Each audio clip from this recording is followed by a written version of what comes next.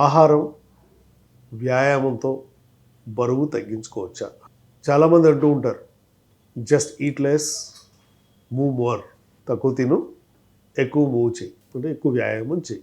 చేస్తే అసలు తగ్గుతారా?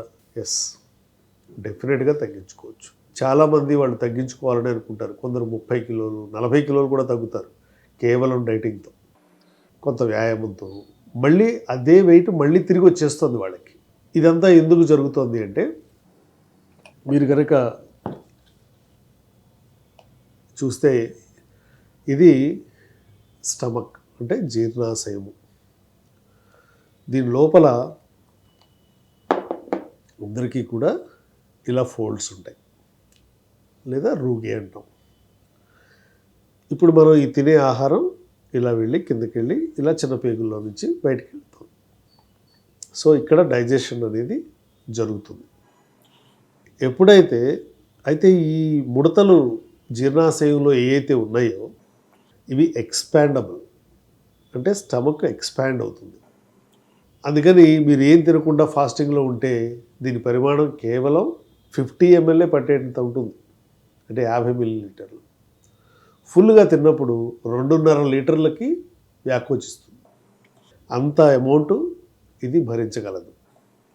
సో మనం తింటున్న కొద్దీ ఇది ఎక్స్పాండ్ కూడా అవుతుంది, ఎందుకని ఇది స్మూత్ మజిల్. ఇది ఎక్స్పాండ్ అవుతున్న కొద్దీ క్వాంటిటీస్ పెరిగిపోతాయి.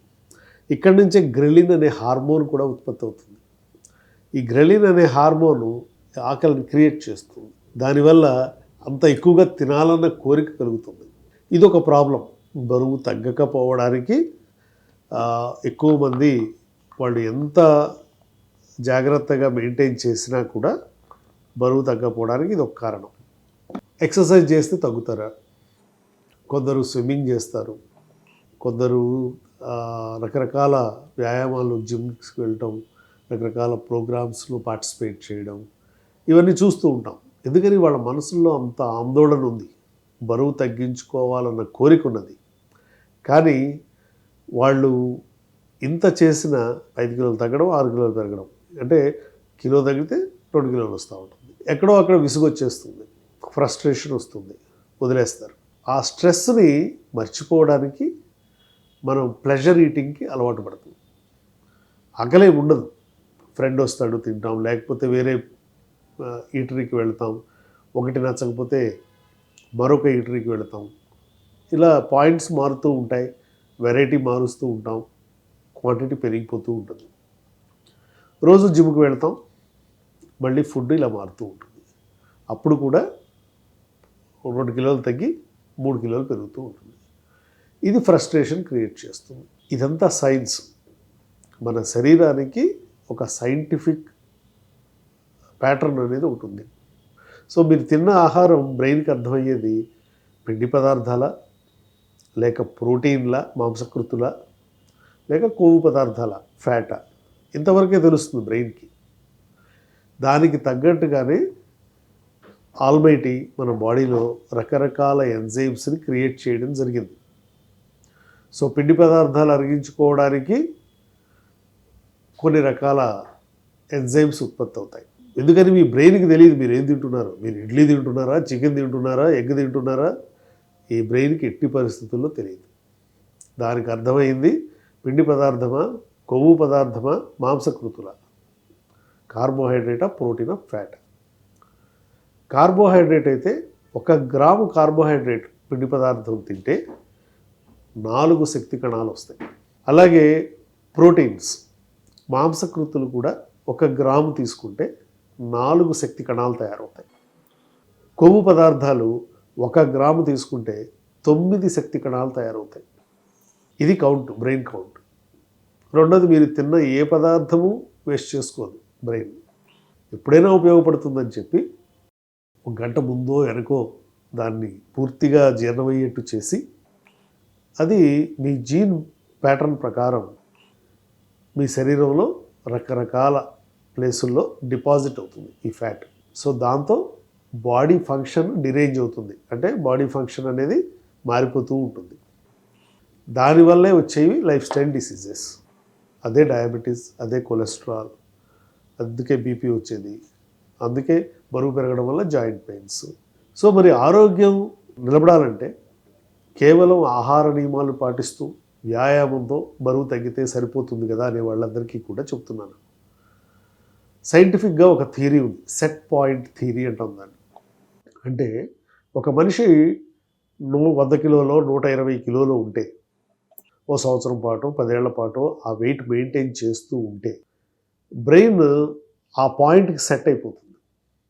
అంటే 120 కిలోలు ఉన్నాడు ఒక వ్యక్తి, ఆ 120 కిలోలకి సెట్ అయిపోయింది. దానికి తగ్గట్టుగా ఎంజైమ్స్, హార్మోన్స్ రోజు బ్రెయిన్ తయారు చేస్తాము. ఇప్పుడు సడన్గా మనం డైటింగ్ చేస్తున్నాం, ఫాస్టింగ్ మోడ్లోకి వెళ్ళిపోయాం, ఏమీ ఫుడ్ ఇవ్వట్లేదు. సో ఫుడ్ ఇవ్వట్లేదు కనుక స్టోర్డ్ ఎనర్జీ ఏంటి? ఫ్యాట్, కొవ్వు పదార్థం. సో దాన్ని బ్రెయిన్ మళ్ళీ ఈ ఫ్యాట్ని కరిగించి ఏటీపీ మాలిక్యూల్స్గా మార్చి, శక్తి కణాలుగా మార్చి మీ హార్ట్ పనిచేసేట్టుగాను, మీ బాడీలో ఉన్నటువంటి ముఖ్యమైన అవయవాలన్నీ పనిచేసేట్టుగాను చేస్తోంది. అందుకే ఒక్కొక్కసారి మనం బ్రేక్ఫాస్ట్ మిస్ అయినా నాకేం పర్వాలేదు, నేను పని చేయగలను అనుకుంటాం. అలాగే లంచ్ కూడా మిస్ అయితే డెఫినెట్గా ఏమీ ఇబ్బంది లేదు అనుకుంటాం. కానీ ఒకసారి మనం ఫుడ్ గురించి ఆలోచించిన, వాసన చూసినా వెంటనే తినాలనిపిస్తుంది. అప్పుడు దానికి కూడా ఒక సైంటిఫిక్ టర్మ్ ఉంది, అదే పావ్లోవ్ థియరీ. సో ఈ ఆలోచన క్రమానికి, మనం చేసేటువంటి రకరకాల ప్రయత్నాలకి ఒక సైంటిఫిక్ లాజిక్. ఈ లాజిక్ అర్థం చేసుకోకుండా ఫలానా బెల్ట్ పెట్టుకోండి 10 కిలోలు తగ్గుతారు, లేకపోతే ఫలానా దాని మీద నిలబడితే చాలు బాడీని షేక్ అయిపోతుంది, 10 కిలోలు ఫ్యాట్ వెళ్ళిపోతుంది. ఏది చేసినా జీన్స్ని మార్చలేరు, సెట్ పాయింట్ని మార్చలేరు, మీ బ్రెయిన్ ఆలోచిస్తున్న విధానాన్ని మీరు మార్చలేరు. అందువల్ల కిలో ఈ షేక్ చేయడం కానీ, లేదా కొంత వ్యాయామం చేయడం కానీ, లేదా ఫాస్టింగ్ చేయడం కానీ, దీనివల్ల కొంత వాటర్ పోతుంది. అంటే బాడీలో ఒక 100 కిలోల వ్యక్తి వ్యాయామం చేస్తే 10% వాటర్ ముందు తగ్గిపోతుంది బాడీలో. సో 10 కిలోలు తగ్గిపోతున్నాడు, అదిగో నేను డైటింగ్ చేశాను, 10 కిలోల వరకు నేను తగ్గిపోయాను అనేది ఒక అచీవ్మెంట్ సర్టిఫికేట్ మనమే ఇచ్చేసుకుంటాం. కానీ ఒక్క వారం దీన్ని మర్చిపోతే మళ్ళీ 10+1 11 కిలోలు మళ్ళీ కనపడుతుంది. ఎందుకని? వాటర్ వెళ్ళిపోయింది, మళ్ళీ వాటర్ వచ్చి కూర్చో. That is the logic. 10% దాటిన తర్వాత ఒక అరకిలో తగ్గినా అది మీ ఫ్యాట్ తగ్గుతున్నట్టు లెక్క. So lean body mass achieve చేయాలి అంటే ముందు సైన్స్ అర్థం చేసుకోవాలి. ఎలా తగ్గాలి అనేది మనం అర్థం చేసుకుంటే కానీ దీని మీద పరిశ్రమ మనం పెట్టలేము. మిగిలిన విషయాలు మళ్ళీ వచ్చే వీడియోలో తప్పకుండా తెలుసుకుందాం.